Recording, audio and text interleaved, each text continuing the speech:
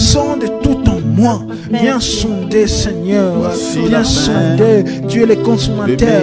Tu es le consommateur de ma foi, Seigneur. Je te donne ma foi et fais ce que tu veux, Seigneur. Que ta gloire se manifeste. Que ta gloire se manifeste dans nos vies. Rema Shatereka, Halendele Masante, Rema Shababa Etara Basantere. Orosa, tu es le chef et le consommateur de notre foi. Nous te donnons notre foi ce soir, Seigneur, et agis, Seigneur. Oh Manteresha, Ekeremante, Mamarante, Mentara Santere.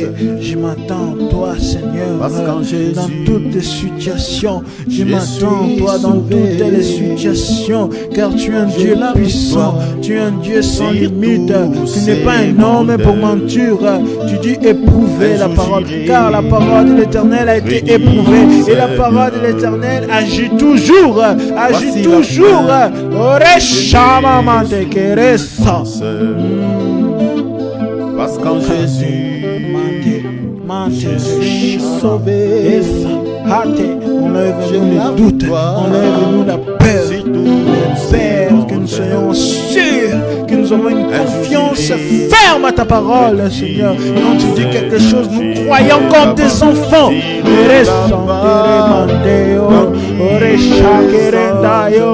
Et nous recevons, tu dis ta parole. Mais consoler. Si vous demandez quelque chose, croyez que vous l'avez reçu. Alors je crois que j'ai reçu ce que j'ai demandé.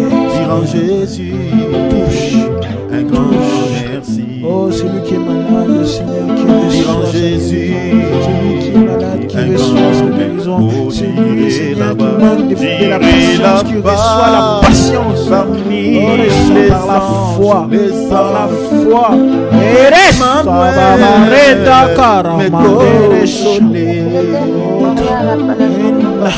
et ça cantere mandara shadunda. Et ça candeo. Dire en Jésus, Seigneur, je te dis merci. Dire en Jésus, un grand merci. Merci car tu exauces. Merci car tu accomplis. Voici maintenant je suis béni, citoyen du ciel. J'ai une vie nouvelle en Jésus. Je t'adore, je te loue. Ma vie passée je t'adore, a été je t'adore, Saint-Esprit. Je ne peux plus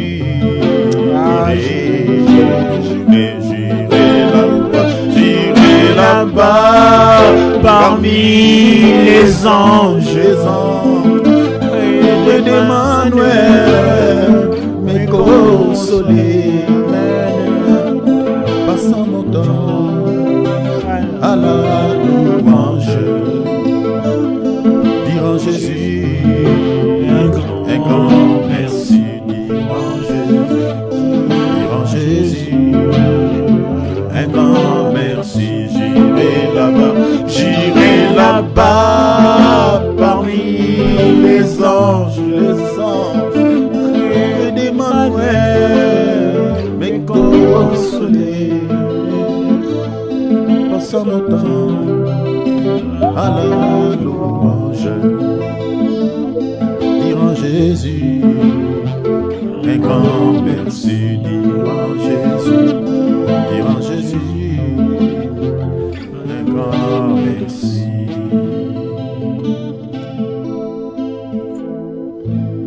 Mon seul abri, c'est toi. Toujours mon cœur te chantera, car tu m'édelis.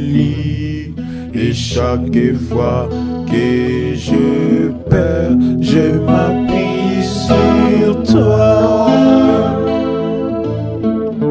Je m'appuie sur toi.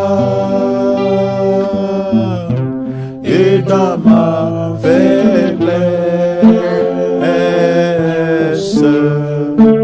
le Seigneur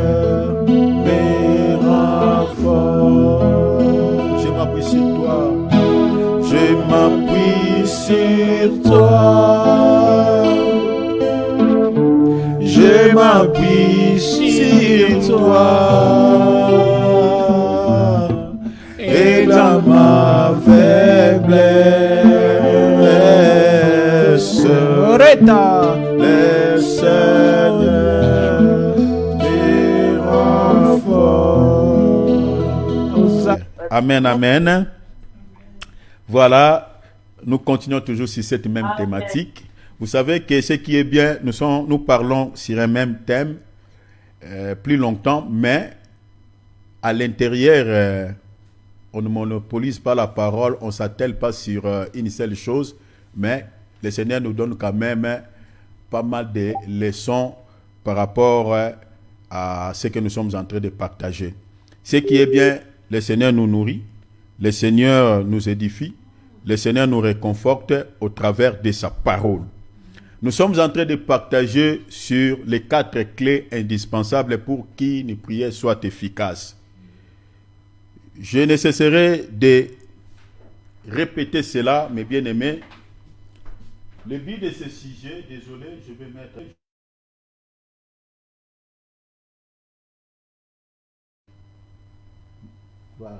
Le but de ce sujet ou de cette thématique, c'est de pouvoir répondre à nos questionnements.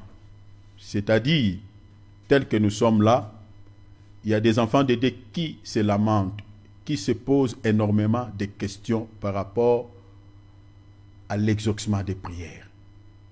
Beaucoup quittent leurs assemblées, beaucoup jeûnent, beaucoup font des sacrifices pour que le Seigneur puisse décanter certains domaines dans leur vie.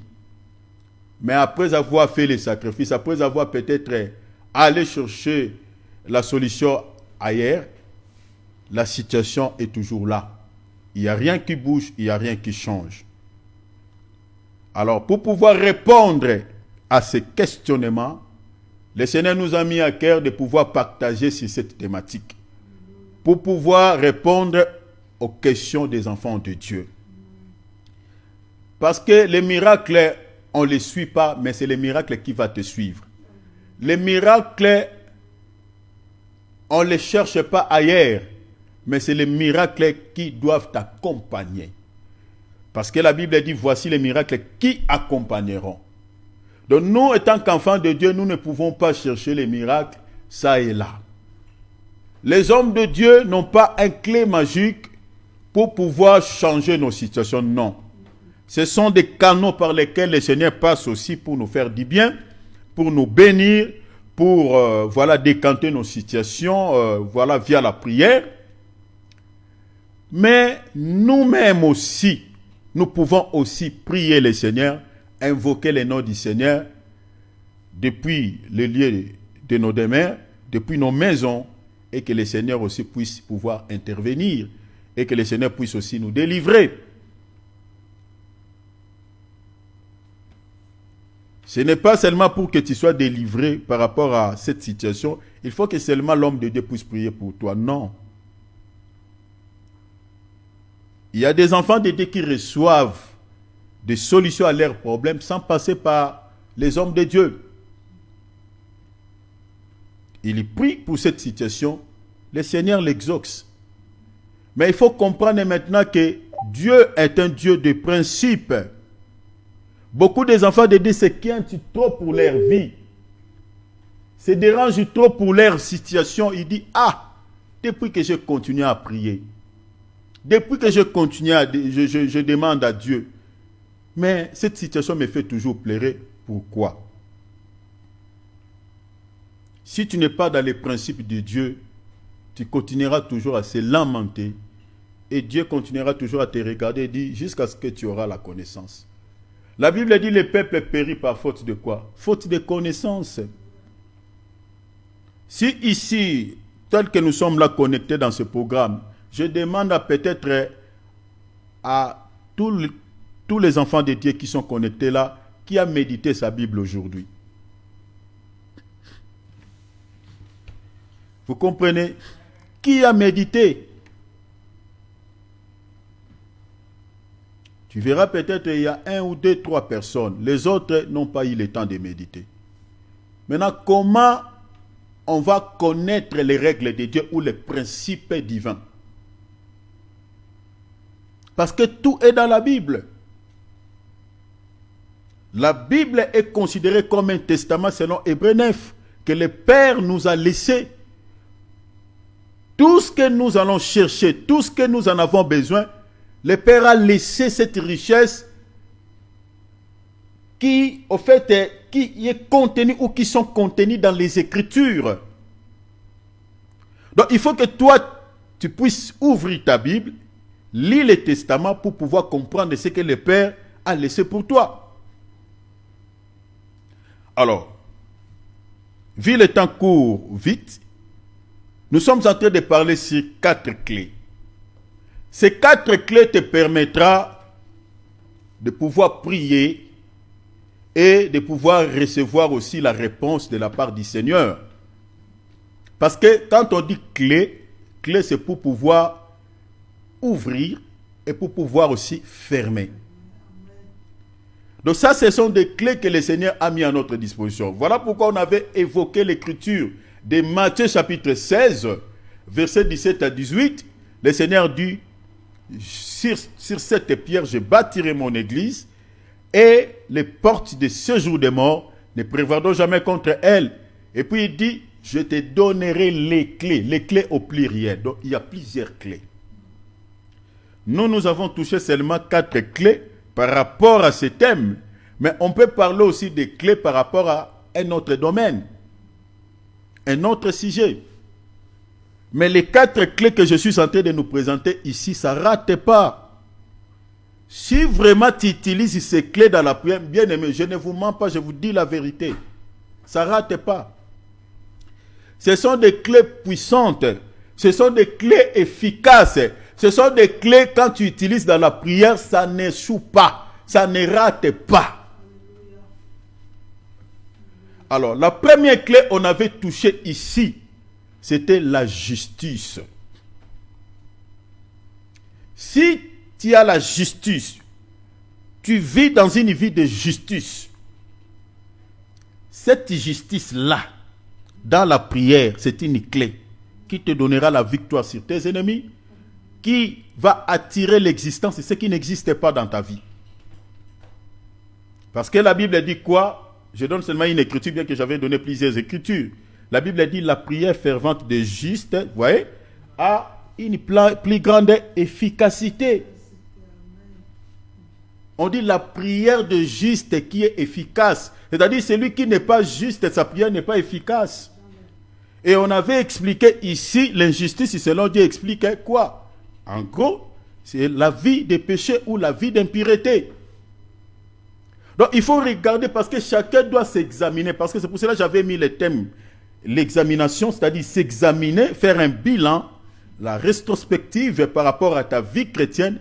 Quelles sont les faiblesses qui s'attachent encore à toi depuis que tu es devenu chrétien? Les faiblesses que tu avais dans le monde. Parce que nous avons certaines faiblesses aussi.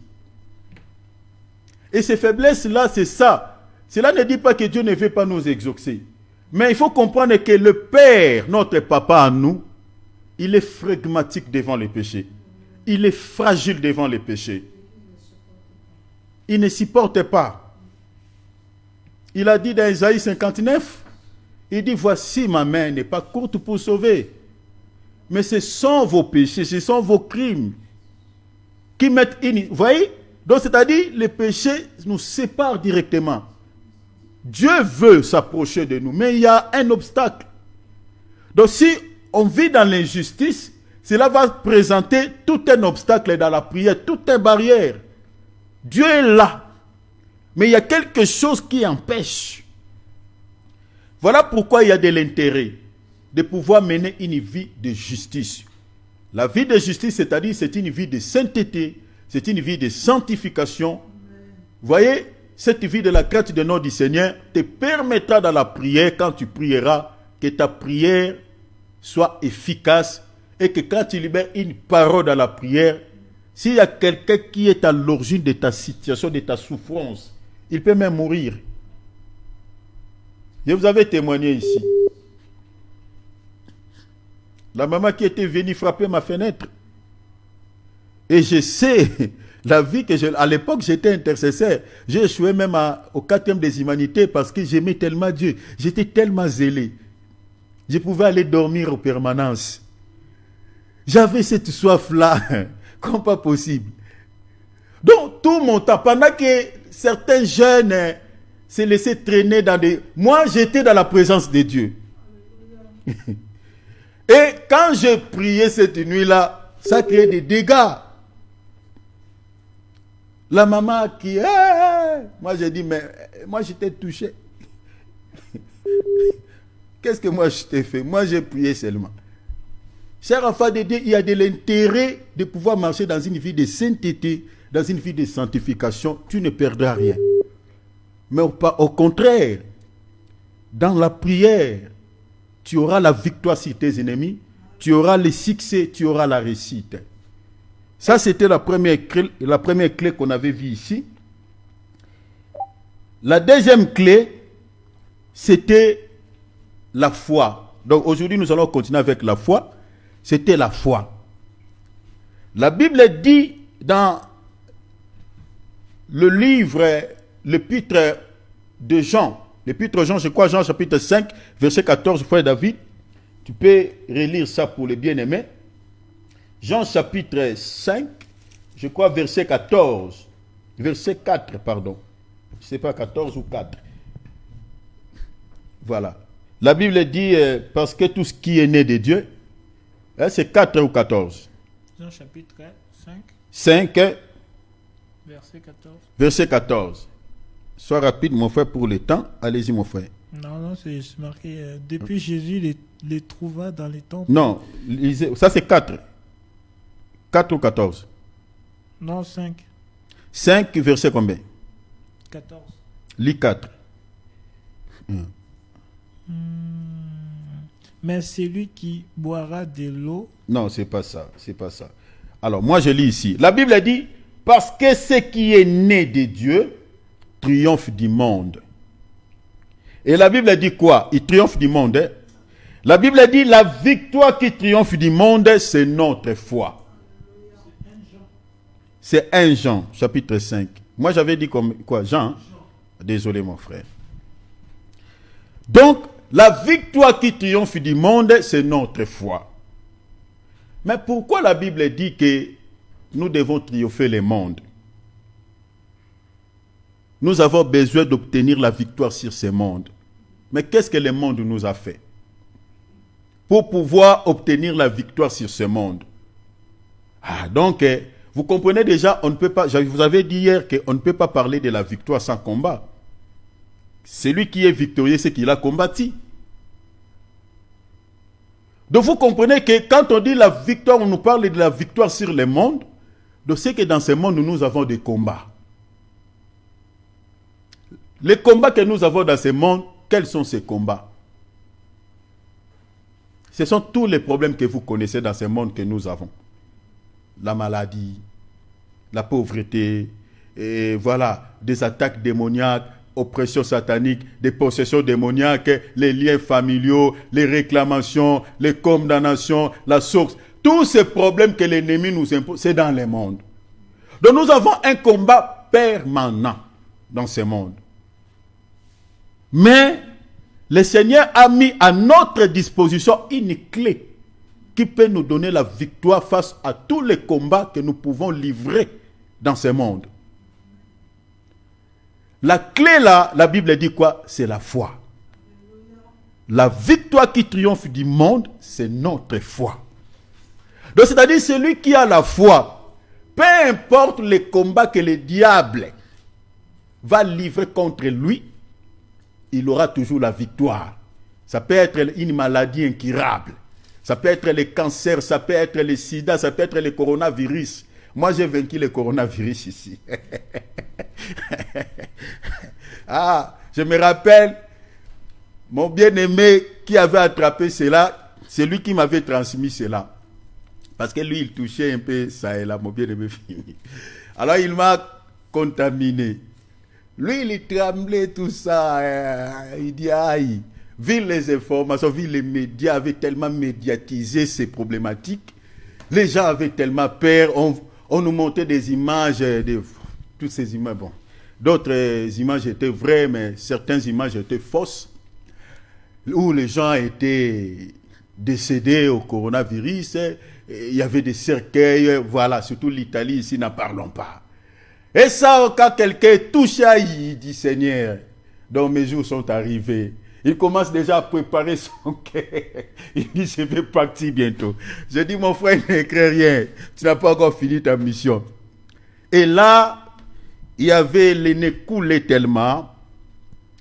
Il y avait pas de fièvre. Mais moi, comme j'entendais le corona, ça coupe l'appétit. Mais moi, c'est comme si cela m'avait donné l'appétit pour manger. J'ai mangé tellement.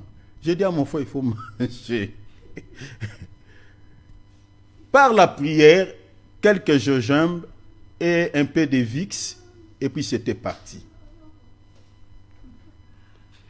Vous comprenez que quand on a la foi, on peut triompher tout ce que le monde nous impose.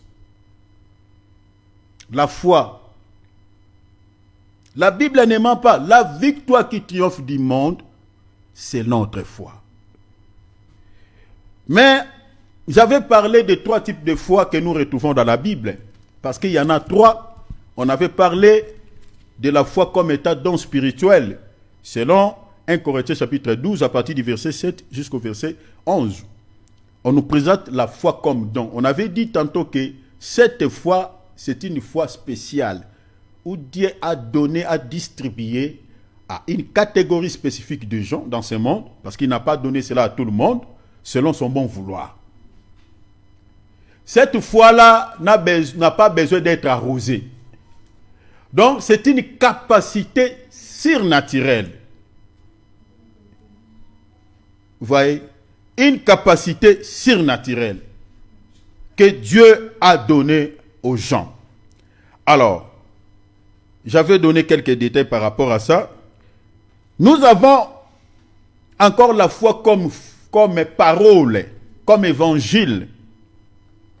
Selon le livre des Galates, l'épître aux Galates, chapitre 1er, verset 23, on avait vu là-bas, on nous présentait l'évangile.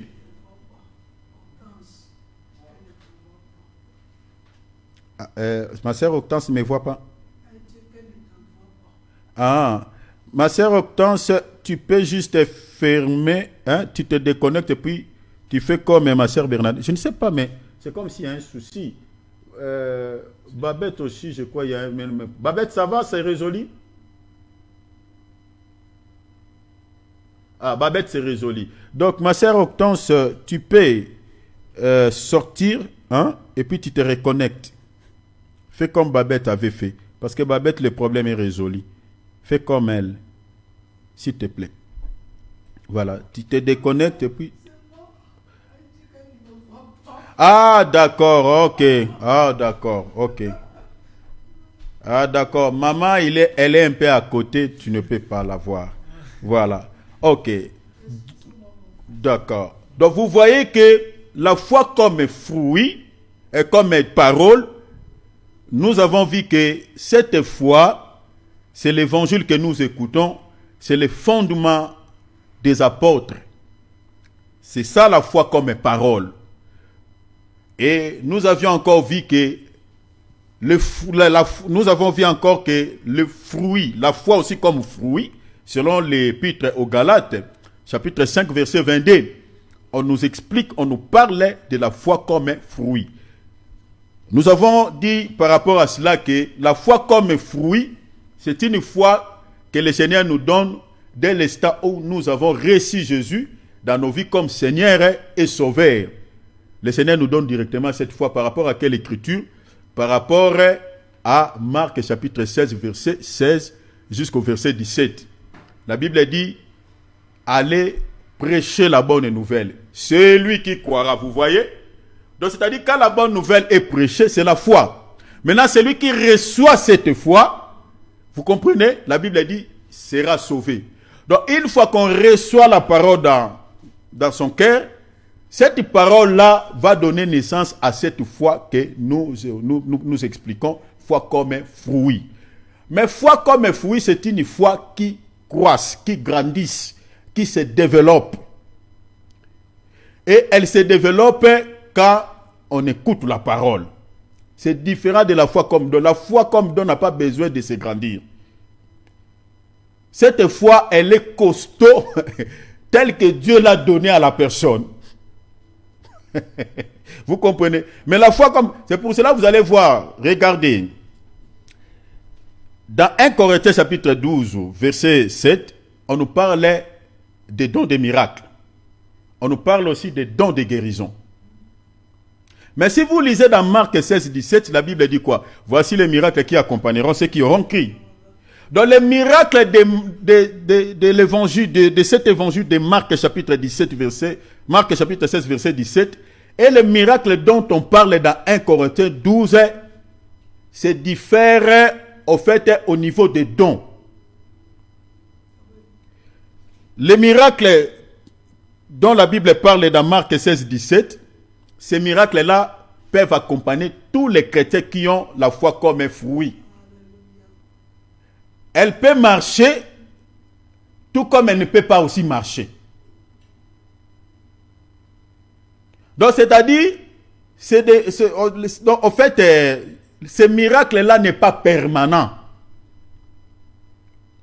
Vous pouvez prier pour quelqu'un qui est malade, par le bon vouloir de Dieu, ça peut marcher. Mais des fois, Dieu aussi ne peut ou ne pas agir aussi.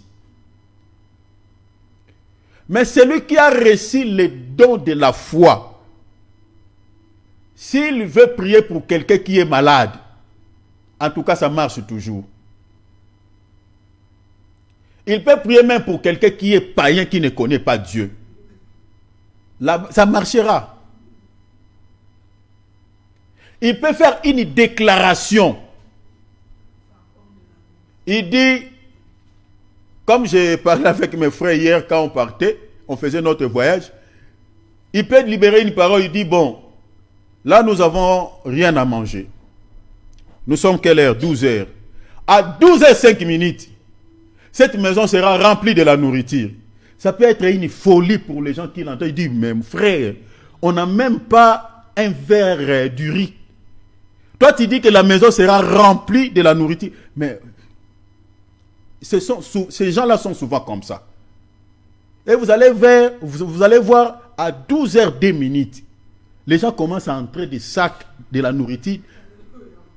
Et c'est ça Élisée. Il y avait la famine en Israël, il n'y avait rien à manger. Élisée dit, demain, à cette heure, vous allez acheter voilà, l'orge et le blé à tel prix. Il y a un officier militaire qui était là et dit, toi tu as un problème. D'ailleurs, il n'y a rien ici. Toi tu es en train de dire qu'à cette heure, ça viendra d'où? On n'a pas sémé, il y a la famine, il y a la sécheresse, ça viendra d'où? Élisée dit, tu le verras, mais tu ne le mangeras pas. Et c'est ce qui était arrivé. Donc les hommes de foi, ceux qui ont reçu la foi comme don, sont bizarres. C'est pour cela que la Bible dit, la foi est une folie pour ceux qui périssent. Pour les gens ne comprennent pas cette dimension ou cette notion, c'est vraiment une folie pour eux. Alors, la foi comme don, c'est une foi, mes bien-aimés, permanente, qui est souvent accompagnée par les signes et des prodiges. Ça ne rate pas. C'est pour ça que des fois, il faut aspirer. La Bible dit aspirer aux dons et meilleurs. Les enfants beaucoup de chrétiens ne demandent pas ça. Il faut demander au Seigneur, Seigneur, donne-moi la foi comme don. Donc, la foi comme don, si vous voulez, en fait, c'est Dieu dans l'homme. Donc toi parle seulement, lui il agira. Mais la foi comme fruit, c'est une foi qui a besoin que tu puisses avoir la connaissance. Donc quand tu es en train de prier, tu dois lier ta prière avec la parole pour que les miracles s'opèrent. Donc ça demande la connaissance de la parole. Si tu n'as pas la connaissance, ça ne marchera pas. Voilà pourquoi cette foi, elle a besoin d'être arrosée. Alors ça, ce sont les différents types de foi que nous retrouvons dans la Bible. Alors la foi dont nous sommes en train de parler ici, nous sommes en train de parler la foi comme fruit parce que c'est cette foi qui est donnée à tous les chrétiens. Nous avons besoin de cette foi. Autre chose, on avait parlé sur les ennemis de la foi, parmi lesquels nous avons la peur. La peur est un ennemi de la foi. Quand vous êtes en train de prier, si dans votre cœur vous sentez la peur, arrêtez de prier. Ou change le sujet, commencez d'abord à prier, demandez à Dieu d'enlever la peur dans ton cœur. Parce que sinon, tout le temps que tu vas passer dans la prière, ça sera un temps perdu. La peur dans le cœur ne marche pas avec la foi. Vous voyez quelqu'un, il a fait un mauvais rêve. Quand il se réveille, il prie, il fait la prière d'autorité tout en tremblant. Il tremble. Parce que dans son esprit, il a ces images-là, le monsieur là qui le poursuivait avec quoi? Avec une machette. Maintenant, quand est-ce que vous avez vu un monsieur, mais ce n'est pas la réalité, c'est une image. Les démons peuvent passer ici, il ne te touchera pas. C'est un esprit. Ils n'ont pas la chair et le sang comme nous. L'esprit, c'est pour cela dans la Bible, on les appelle les vents. Quand le vent passe, est-ce que tu peux sentir juste le vent est passé, mais tu ne verras jamais le vent commence à te... Hey, David, si tu vois, tu sens quelqu'un te touche comme ça c'est humain. Tu peux le cogner, tu dis, toi, qu'est-ce que tu... C'est humain. Un esprit ne peut pas te toucher parce que c'est l'esprit. Ils sont comme des vents. Maintenant, tu vois quelqu'un qui prie, il a cette image, il dit, hey, il peut apparaître, essayer me cogner, me toucher, me battre. Non. Déjà, si tu pries en ayant la peur dans le cœur, c'est compliqué. Donc, avec la foi, ça c'est le premier ennemi, il faut d'abord combattre. Quand tu pries, si tu sens la peur dans ton cœur, commence à enlever cette peur. Parce que cette peur-là rendra ta prière inefficace. Fera de sorte que ta prière ne soit pas efficace. Il faut comprendre cela. Vous comprenez maintenant pourquoi beaucoup des enfants de Dieu, leurs prières ne sont pas efficaces. C'est par rapport à tout ça. La peur, ça peut être aussi la peur de la vie. Pas forcément la peur tremblant comme ça, mais la peur de la vie. Tu regardes ta vie par rapport aux autres. Surtout les sœurs. Il dit, ah, mon âge est avancé. Est-ce que je peux encore me marier? Je peux encore, me réjouir dans un mariage? Quand est-ce que je vais me marier? Et quand est-ce que je vais faire des enfants? Il regarde son âge. Donc il est tenté de faire, il regarde les autres, il regarde. Ça, c'est aussi une forme de peur. Et cette peur-là sera tout un obstacle dans la prière. Donc quand tu pries avec cette peur dans ton cœur de la vie, par rapport à ton âge, par rapport, tu dis, ah, ça peut être une maladie. La maladie aussi peut te communiquer la peur. Que cette maladie te traînera à la mort, tu ne seras jamais. Voilà. Une personne qui a le cancer, ce qui est dans sa tête, c'est quoi? Surtout si les médecins l'ont déjà dit que tu n'as que l'espérance de vie de 10 ans. Nous avons perdu un bien-aimé ici. Hein.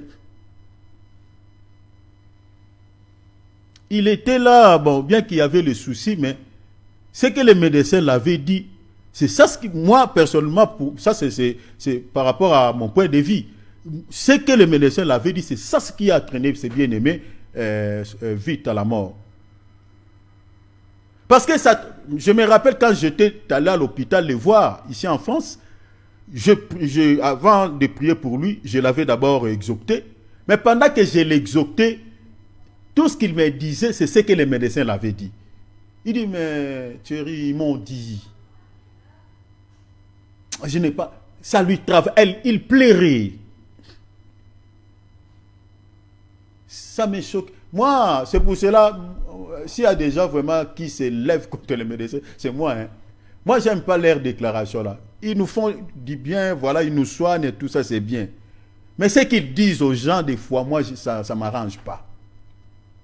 Je ne sais pas à la déontologie médicale s'il n'y a pas de réserve par rapport à certaines choses. Parce que quand vous dites à quelqu'un que tu n'as que l'expérience de vie d'une année, maintenant, qu'est-ce que ça va faire travailler, ça va se passer dans l'esprit de cette personne? Qui aime mourir ici? Quand tu dis à quelqu'un comme ça, il y a des choses, peut-être, vous pouvez communiquer peut-être à sa famille, mais la personne qui est déjà faible, laissez-lui. Vous comprenez? Donc, c'est ça un peu. Alors, tout ça, ça communique la peur.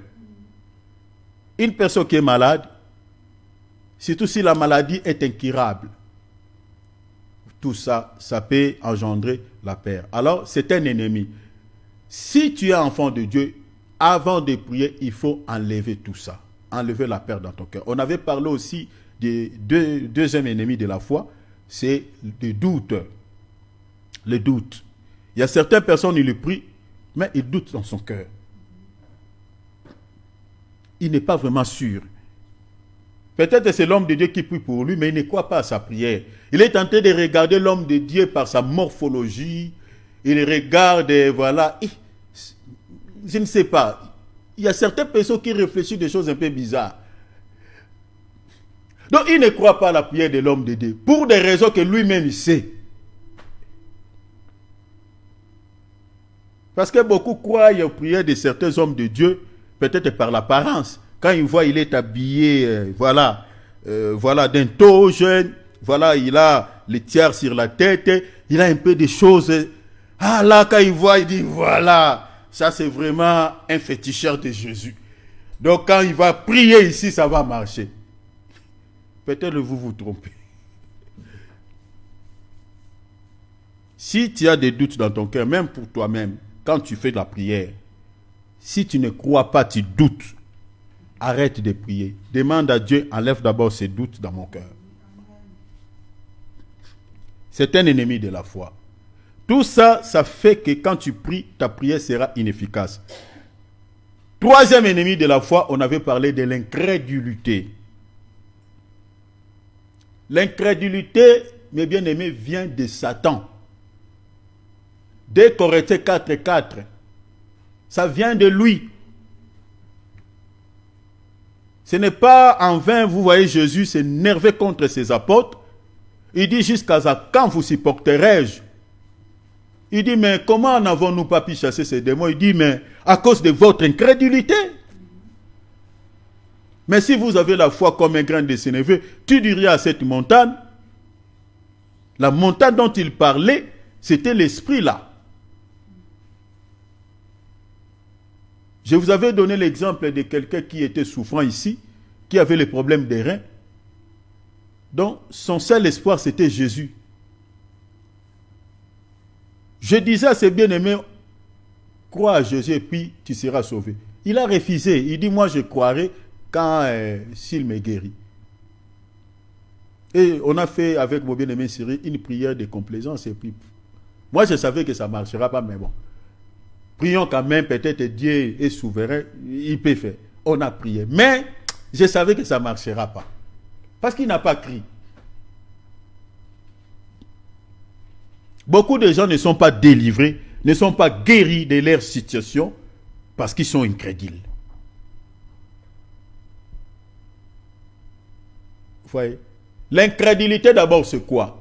C'est lorsque vous ignorez même le ministère de cet homme de Dieu. Vous comprenez? C'est ça l'incrédulité. Quelqu'un est ministre de Dieu, il est pasteur, mais tu es en train de regarder sa taille, sa morphologie, je ne sais pas quoi encore. Son statut social peut-être, tout ça. Ça aussi c'est une forme d'incrédulité. Quand vous ne croyez pas que c'est un ministre de Dieu, regardez par exemple ici. Regardez ici, nous sommes dans Matthieu. Prenons Matthieu chapitre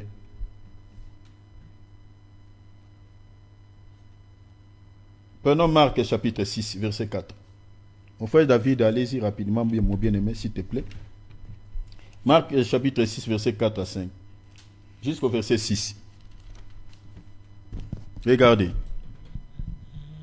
Je vais m'arrêter dans quelques minutes parce que notre temps est fini. Chapitre 6. Marc chapitre 6, 4.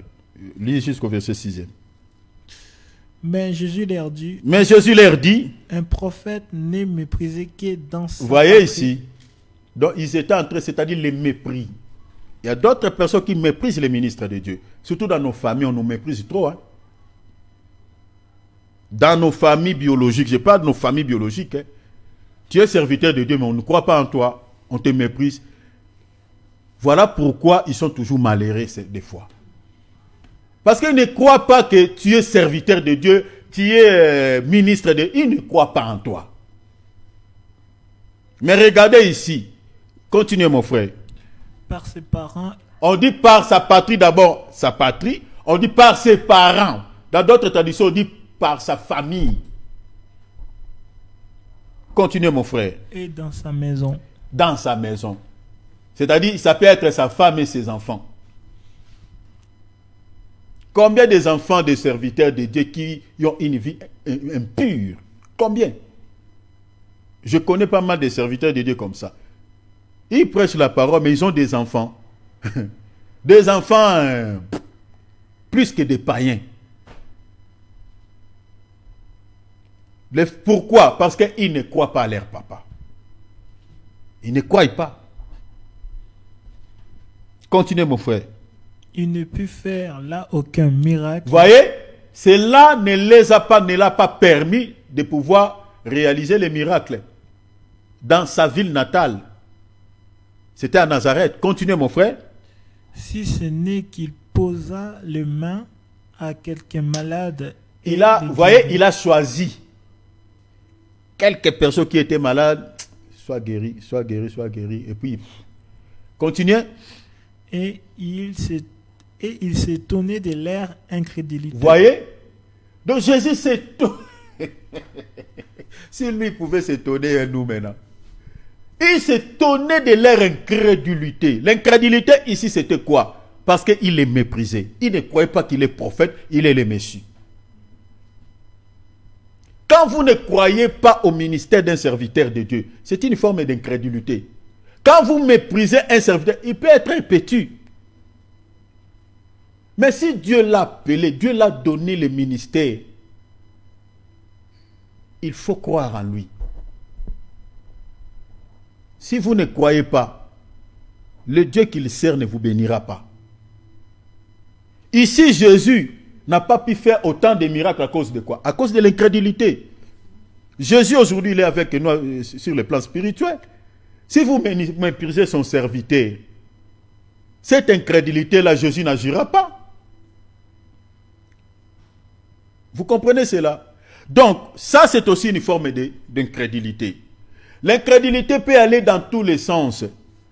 Il y a certaines personnes qui choisissent les versets bibliques qui les plaisent, qui le plaît. Et il y a certains passages de la Bible, lui, il dit non, ça ce n'est pas... Moi j'aime seulement ces versets. D'autres choisissent même les prédications. Donc à ces prédications-là, ça lui fait plaisir, ça correspond à sa manière de voir les choses. Là, il dit Alléluia. Mais si cette prédication-là, il y a des bombardements. Il y a des choses qui lui piquent un peu. Il dit, ah, il a mal prêché aujourd'hui. Il n'a pas bien prêché. Là, peut-être parce qu'on a parlé de sa vie. Parce qu'il se retrouve dedans. Parce qu'il n'est pas conforme avec Dieu. Il y a certaines personnes qui sont comme ça. Quand tu prêches sur le péché, tu frappes sur la repentance, tu prêches sur voilà. S'il est dedans, il se retrouve dedans, il dit, aïe, aujourd'hui je n'ai pas aimé, il n'a pas bien prêché. Ça, c'est aussi une forme d'incrédulité. C'est-à-dire, vous choisissez les prédications, les messages. Ah, ça c'était bon. Ah, ça ce n'est pas bien. Ah, aujourd'hui, il y a même certains serviteurs de Dieu qui sont influencés par les fidèles. Parce qu'ils savent que si je prêche sur tel sujet, il y aura beaucoup de amens. il y aura beaucoup d'alléluia. Mais si je commence à toucher, je parle sur ces sujets-là, là, c'est comme il y a tout un deuil à l'église. Je connais même, il y a des serviteurs de Dieu, quand s'il t'invite chez lui pour pouvoir prêcher, il te donne les sujets, il te dit, mon frère, il ne faut pas aller sur ce tunnel-là. Sinon, tu vas créer la tristesse au cœur des fidèles. Je vous dis la vérité, ça existe. Ça, c'est l'incrédulité. Nous, étant qu'enfants de Dieu, nous mangeons l'agneau avec les légumes amers. C'est-à-dire, l'agneau, c'est la partie sucrée, la viande, mais il y a les légumes amers à côté. Il y a des choses qui peuvent nous faire plaisir dans la parole de Dieu. Il y a des choses peut-être que nous n'allons pas aimer. Nous n'allons pas aimer dans la parole. Ça c'est du côté amer. Prenons par exemple quand on parle sur le mariage, on parle sur sur la délivrance. Ça c'est la viande. Parce que nous voulons tous être délivrés. Nous voulons que le Seigneur puisse décanter nos situations. Nous voulons que le Seigneur puisse nous guérir. Ça c'est la viande. Nous voulons tous être bénis. Nous voulons que le Seigneur puisse étendre sa main sur nous. Mais quand on touche sur les péchés, on parle sur les mensonges. On parle sur l'impudicité. Si tu sais que ça te concerne, là tu es comme une poule qu'on a jeté de l'eau sur lui. Tu deviens un enfant poli devant Dieu. Tu ne parles pas. Ça c'est du côté amer, légumes amers. Il faut manger. Parce que quand on prépare la viande, tu manges. Mangez aussi avec les légumes amers. Si vous voulez faire l'exode en Égypte, vous voulez avoir la délivrance au pays d'Égypte, il faut manger comme ça, les légumes amers avec la viande. Sinon, si vous mangez seulement la viande, Pharaon ne va pas vous relâcher. Hein. Le diable ne vous quittera pas. Si vous voulez que le diable puisse relâcher votre vie dans un domaine donné, il faut accepter ce que Dieu a dit. Manger l'agneau et les légumes amers. C'est-à-dire accepter la parole de Dieu dans sa totalité. Il ne faut pas choisir. Amen. Ça, c'est très important. Alors, quand on choisit, on veut seulement la viande, on refuse les légumes amers. Là, c'est aussi une forme d'incrédulité. Et le dernier point, on avait parlé sur les découragements. Ça, c'est aussi un élément qui s'oppose à la foi. Les découragements. Donc, je crois qu'on va terminer par ici, parce que notre temps est épuisé. Je pensais toucher d'autres points, mais faute de temps. Découragement, prenons Deutéronome chapitre 1er, verset 28. Mon frère David, allez-y rapidement, s'il te plaît. Lisez le verset 28 jusqu'au verset 29. Et nous allons s'atteler là pour aujourd'hui. Deutéronome chapitre 1er, verset 28 au verset 29. Lisons rapidement, mon frère, pour ennemi. Le découragement, c'est aussi un ennemi de la foi. Parce qu'il y a d'autres personnes, quand ça marche, là, ça va. Il y a du courage, et il prie, vous sentez qu'il vibre dans la prière. Mais quand il y a une déception, au lieu de persévérer dans la prière, il se décourage. C'est aussi un ennemi de la foi. Lis, mon frère. Hein? Deutéronome, verset 1er, verset 28 à 29. Où mentorions-nous? Nos frères nous ont fait perdre courage. Voyez? En disant quoi? C'est un peuple plus grand et plus haute taille que nous. Ce sont des villes grandes et fortifiées jusqu'au ciel. Nous y avons même vu des enfants d'Anak. Verset 29. Je vous dis, ne vous épouvantez pas et n'ayez pas peur. N'ayez pas peur. 2. Verset 32, allez-y, verset 32. Malgré cela, vous n'êtes point confiance en l'Éternel, votre Dieu. Vous voyez, tu peux t'arrêter là, mon frère. Donc, ils se sont découragés à cause de quoi? Ce qu'ils ont entendu. Parce que Josué avait envoyé quelques espions pour pouvoir, regarder un peu la ville, les pays de Canaan, explorer la ville, les pays de Canaan. Maintenant, les gens que Josué avait envoyés, ils étaient 12. Ils sont partis, quand ils sont revenus, c'était Moïse, pardon, voilà. Quand ils sont revenus, qu'est-ce qu'ils ont donné comme nouvelle? Il dit, hey, vous savez, dans la vie, il ne faut pas avoir des amis qui te découragent quand tu veux faire un pas dans la vie ou tu veux faire quelque chose de bien. Je crois qu'il y a beaucoup de choses à dire par rapport à ces passages. Donc, le message qu'ils avaient donné au peuple, le peuple était découragé de pouvoir quoi? De pouvoir continuer leur marche pour atteindre le pays de Canaan.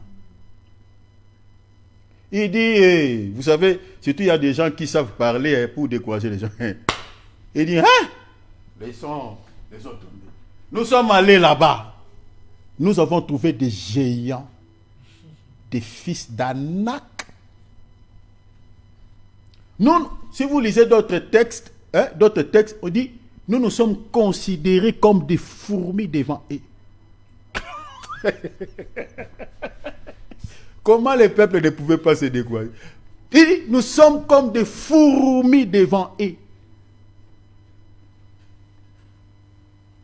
Les fils d'Anak.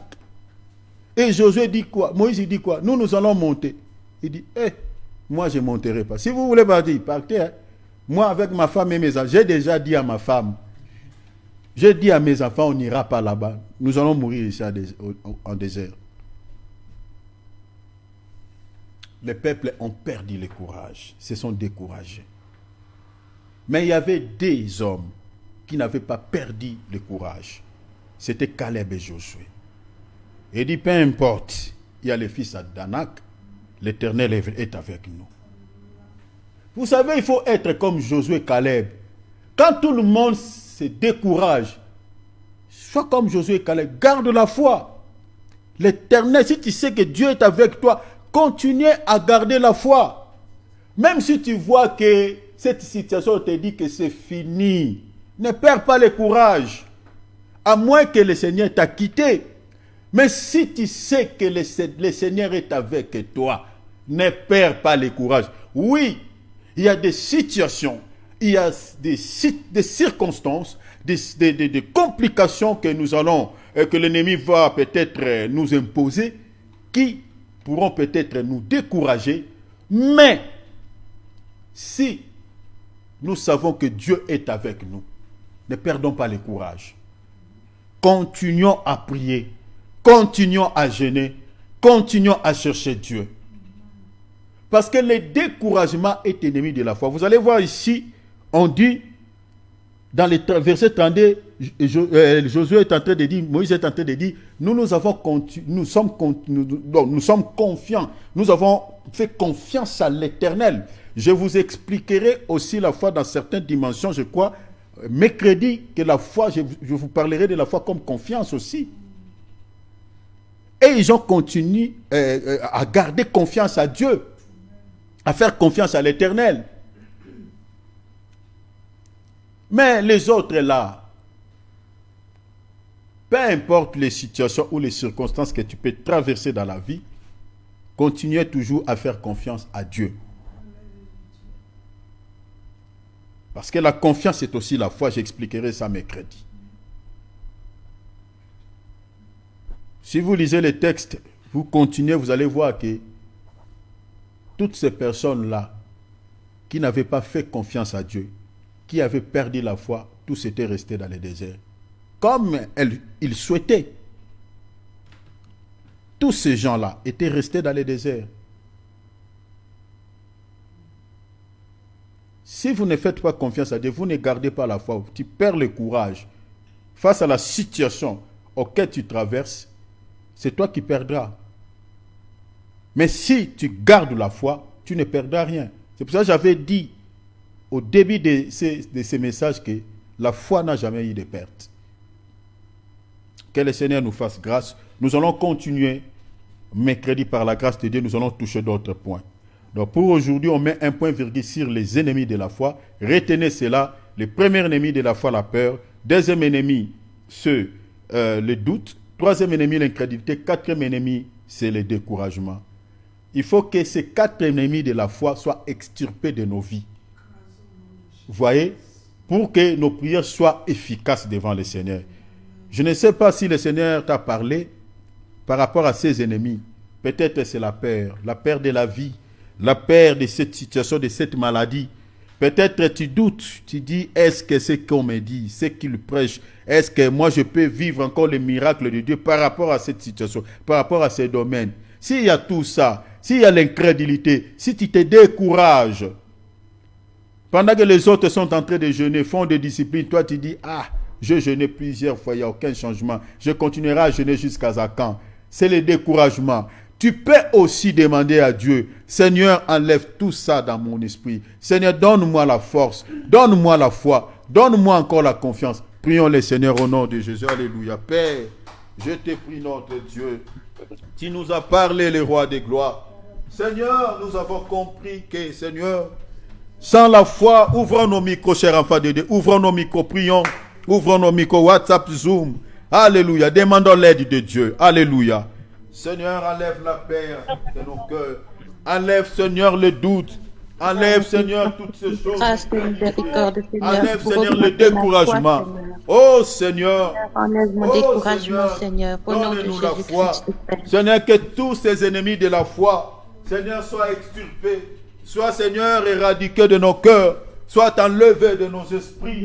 Oh Seigneur, s'il te plaît, notre Dieu, je te prie pour mon frère, je te prie pour ma sœur, que tu enlèves, Seigneur, le doute dans son cœur, que tu enlèves la peur dans son cœur, que tu enlèves, Seigneur, l'incrédulité. Aide-nous, notre Dieu, de pouvoir, Seigneur, avoir la foi, et Seigneur, pour que, Seigneur, nous puissions obtenir tout ce dont nous en avons besoin auprès de toi. Dans le nom précieux du Seigneur Jésus. Au nom de Jésus-Christ. Que ta grâce, Seigneur, puisse nous aider. Alléluia. Demande au Seigneur qui te donne la foi comme un don. Demande à lui qui te donne cette foi spéciale. Prions au nom de Jésus. Seigneur, donne-nous cette foi qui est le don spirituel. Parce que tu as dit aspirer aux dons et meilleurs. Seigneur, nous voulons posséder cette foi pour que nos prières soient efficaces. Parce que nous avons compris que la foi est une clé indispensable pour que la prière soit efficace. Donne-nous, Seigneur, cette clé. Seigneur, pour que nos prières soient efficaces. Au nom de Jésus. Cette foi qui est don spirituel, parce que la Bible dit le dispensateur de ce don, c'est toi le Saint-Esprit. C'est toi qui dispenses ces dons.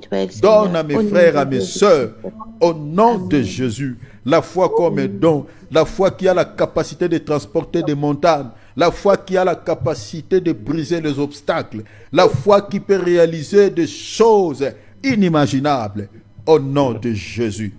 Seigneur, accorde-nous ces dons de la foi. Ces dons spirituels, Seigneur, s'il te plaît, donne-moi, donne à mes frères, donne à chacun de nous cette foi qui opère les miracles, au nom de Jésus. Remettons cette nuit entre les mains du Seigneur. Demande à Jésus qu'il te parle au travers des songes et des visions. Dis, Seigneur, demande-lui qu'il te parle pendant que tu vas dormir. Cette nuit, qu'il vienne, qu'il entre dans ta chambre, qu'il entre dans ta maison, qu'il te parle. Remettons cette nuit, remets ta famille entre les mains du Seigneur. Demande la sécurité de Dieu. Prions au nom de Jésus. Père, nous remettons cette nuit entre tes saintes mains. Oh, que Seigneur, notre sommeil soit paisible. Notre sommeil soit, Seigneur, un sommeil de paix. Père, parle-nous au travers des songes et des visions. Père, la Bible dit, tu parles cependant tantôt d'une manière, tantôt d'une autre. Au travers des songes et des visions. Nous voulons, Seigneur, écouter ta voix, entendre ta voix au travers des songes et des visions. Viens nous parler, s'il te plaît, notre Dieu, au nom du Seigneur Jésus, au nom précieux de Jésus-Christ. Parle à mes sœurs, parle à mes frères. Pendant que nous allons dormir, Seigneur, nous voulons écouter ta voix. Père, nos vies, notre sécurité entre tes saintes mains. C'est toi qui as la capacité de nous protéger. C'est toi qui as la capacité de nous sécuriser. Sécurise nos familles, nos enfants, nos mamans, nos papas. Seigneur, nos frères et sœurs biologiques. Seigneur, nos frères et sœurs dans le Seigneur. Protégez-nous tous. Éloigne de nous, Seigneur, toute surprise désagréable de la part de l'ennemi. Au nom de Jésus, au nom de Jésus, au nom de Jésus, couvre-nous par l'ombre de ta main puissante. Sécurise nos vies, sécurise chacun de nous. Protège-nous, Seigneur, s'il te plaît, par l'ombre de ta main puissante. Au nom précieux de Jésus. Amen. Restons tranquilles, je clôture, cher enfant de Dieu. Père, je bénis ton peuple. Je bénis tout le monde au nom de Jésus. Seigneur, s'il te plaît, souviens-toi de tes enfants. Souviens-toi, Seigneur, s'il te plaît. Souviens-toi de chacun de nous. Guéris les malades. Accorde la paix, Seigneur, à ceux qui sont tristes, à ceux qui sont contrariés. Je te prie que tu puisses accorder la paix à tous. Au nom de Jésus. Père, je chasse tout esprit qui accompagne un souci dans la vie de ta fille, dans la vie de ton fils. Au nom de Jésus. Libérez la vie de cet enfant de Dieu. Je t'ordonne, toi, démon, pars. Je dis quittez. Toi, l'esprit de la maladie, toi, l'esprit de soucis, toi, l'esprit de mort, toi, l'esprit de problème, toi, l'esprit de condamnation. Relâchez cet enfant de Dieu. Allez, partez dans les liaiseries. Je t'ordonne au nom de Jésus. Quittez au nom de Jésus. Libérez sa vie. Allez, partez. Au nom de Jésus. Père, par ta grâce, couvre-nous, couvre tes enfants, Seigneur, par l'ombre de ta main puissante. Il est écrit, celui qui demeure sous l'abri du Très-Haut repose à l'ombre du Tout-Puissant. Je te prie, Père, je remets tout ce peuple entre tes saintes mains. Veille sur la vie de chacun, Seigneur, s'il te plaît. Sur leur famille, veille, Seigneur, s'il te plaît. On n'attend rien de la part de l'ennemi. Toute surprise désagréable, Seigneur, c'est loin de nos vies, au nom de Jésus. Je bénis ton peuple, je les bénis au nom de Jésus. Ce qui ne marche pas commence à marcher. Que le succès et la réussite, Seigneur, soient, Seigneur, notre partage au nom de Jésus. À toi l'honneur, à toi la gloire, au siècle des siècles. Dans le nom précieux de Jésus-Christ que nous avons ainsi prié. Amen. Amen. Alléluia. Acclamons le Seigneur. Gloire à Dieu. Que Dieu nous bénisse. Que Dieu nous bénisse. Voilà. Je vous souhaite tous très belle soirée, bonne nuit. Saluons-nous les uns les autres. Voilà. Demain, un petit communiqué. Demain, c'est mardi. Donc, nous avons encore jeûne et prière de 24 heures. Donc, on fait comme d'hab. Donc, demain, n'oubliez pas, ceux qui jeûnent, ceux qui montent, donc vous pouvez monter 20h, 19h, peu importe, à condition que vous terminez, vous finissez aussi à l'heure à laquelle vous avez commencé votre jeûne.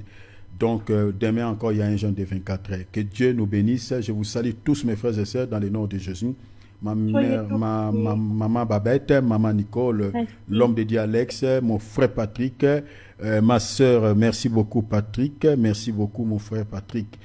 Ma sœur Hortense, sois bénie. Maman Pauline, mon frère Cyril, mon bien-aimé David, sois béni. Maman Brigitte, mon amour, sois béni. Amen, maman. Saluons-nous. Voilà, avant de se séparer, saluons-nous. Nous sommes la famille de Dieu. Soyez bénis, les serviteurs de Jésus. Amen. Amen. Amen. Soyez bénis tout le monde. Amen. Merci, soyez bénis tout le monde. Bonsoir Alexia. Ça va ma fille? Amen. Dieu te bénisse. Salut maman Nassi, bonsoir. Bonsoir papa, soyez bénis. Merci beaucoup pour le message. Amen. Soyez bénis tout le monde. Amen. Soyez bénis. Amen. Allez, très belle soirée à tous. Ciao, au nom de Jésus. Ciao. Très bonne soirée. Soyez tous bénis en Jésus-Christ. Amen.